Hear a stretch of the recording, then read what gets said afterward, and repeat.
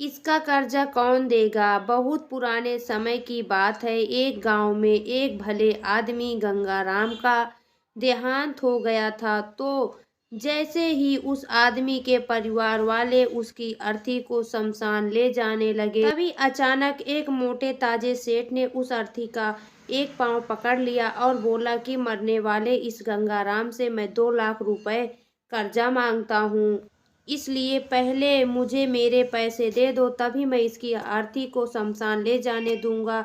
अब तमाम लोग तमाशा देख रहे थे। तभी उनके 3 बेटों ने कहा कि हम तुम्हारा कर्जा नहीं देंगे, पिताजी का कर्जा पिताजी जाने, और वैसे भी अब वो तो इस दुनिया में नहीं है।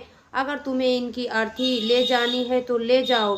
ये सुनकर पूरा गांव गंगाराम के 3 बेटों पर थू थू कर रहा था। अब गंगाराम के 3 बेटे उस कर्जे को देने से पीछे हट गए। तभी गंगाराम के भाइयों ने भी कह दिया कि जब बेटे कर्जा नहीं दे सकते तो हम क्यों किसी का कर्जा भरे।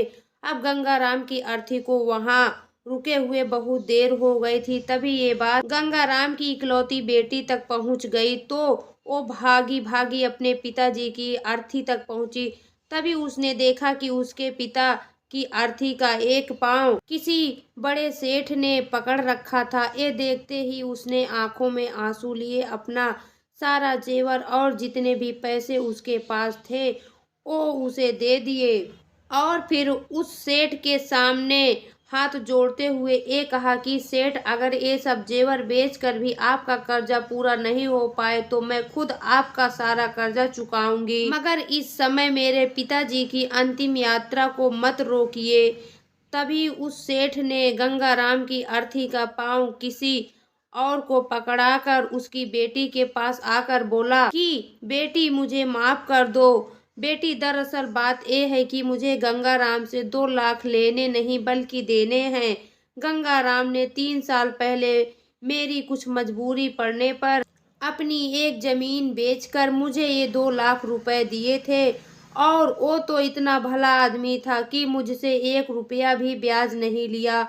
और आज जब मैं गंगाराम के रुपए लौटाने आया हूँ तो मुझे खबर मिली कि उनका तो देहांत हो गया, इसलिए मैं बड़ी ही सोच में पड़ गया था कि अब ये रुपए मैं किसको दूं।